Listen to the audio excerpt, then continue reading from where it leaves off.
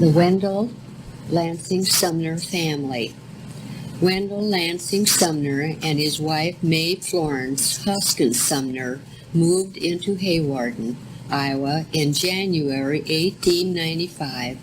Mr. Sumner had purchased the furniture store and funeral business then owned by a Mr. Freilich.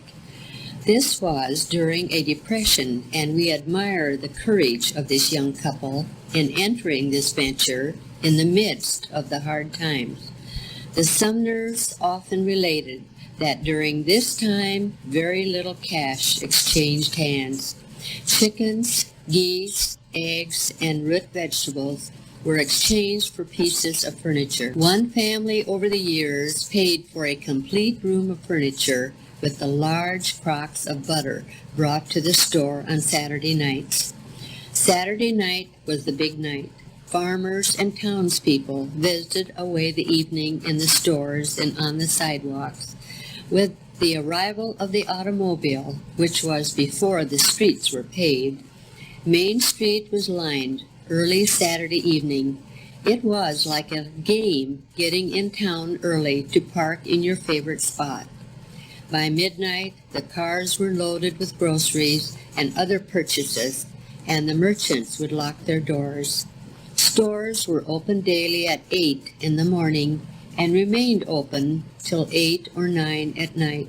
Saturday nights, the stores remained open till 12 and 1 o'clock. Mr. Sumner was born in Upper J, Essex County, New York, in 1863 to Horace and Betsy Weston Sumner. The Sumners had emigrated after the Revolution from Middletown, Connecticut, to Vermont and then on to Upper J. His grandfather, Ebenezer, private, and his great-grandfather, Captain Ebenezer, had both served in the Revolution. Before he left New York State, Mr. Sumner had taught at the Elizabethtown Academy. He traveled to St. Paul, Minnesota, where he met and married May Florence Hoskins in 1890. May Hoskins was the first white child born 1869 in Poland Township, Buena Vista County, Iowa. Written by Mrs. James Hoskins, mother of May Hoskins Sumner. What a lovely day it was when my tiny, black-eyed baby came, and the prairie was a solid mass of pink sweet williams, as far as you could see, for miles and miles of them. June 21st, 1869. After the Civil War, her parents, James Murdoch Hoskins and Mary Elizabeth Wilson Hoskins, had left Richland Center, Wisconsin, for Iowa in a covered wagon. From various historical records, we learn that one of May Hoskins' parental ancestors, William Miller of Middletown, Connecticut, had fought in the same contingent in the Revolution with Mr. Sumner's parental grandfather, Ebenezer Sumner, and under his great-grandfather, Captain Ebenezer Sumner.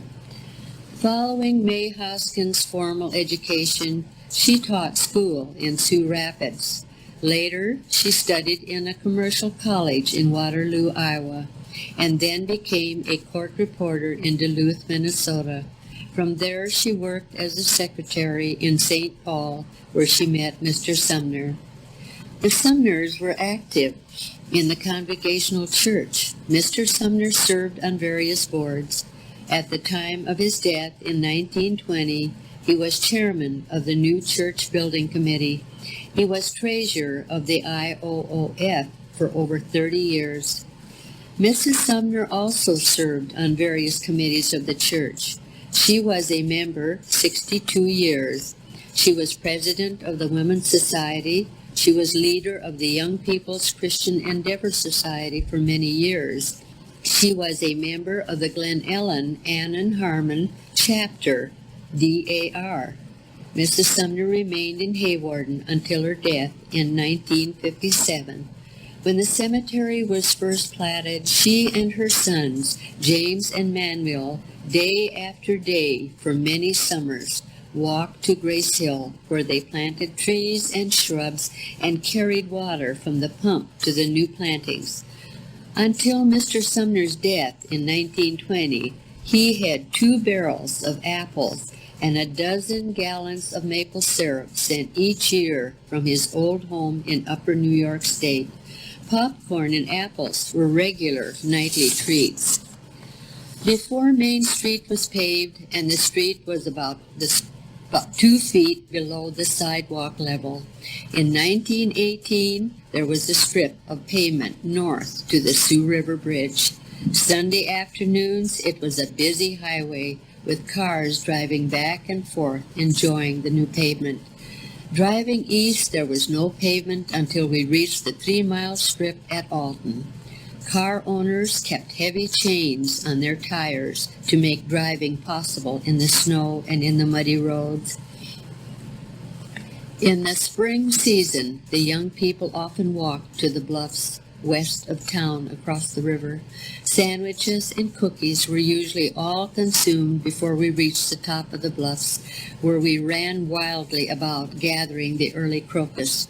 Often we stopped at the Stone Creamery on the way back to town. We had a cold glass of buttermilk as we watched the butter gathering in the old churn. In the late summer, there was always a truck or farm wagon on Main Street loaded with watermelons brought up from the sandy Elk Point farmlands. In the winter, January or February, an international ski meet was held annually at Canton, South Dakota. Hawarden folk went up on the morning train and returned on the evening train. Contestants from Scandinavian countries were always present. 4 children were born to Wendell Lansing Sumner and May Florence Sumner. James Wendell Sumner was born in Upper J, New York. Manville Lansing Sumner was born in St. Paul, Minnesota.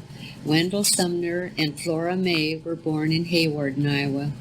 James W. Sumner graduated from the University of Iowa and soon enlisted in the Army in World War I, where he became a lieutenant.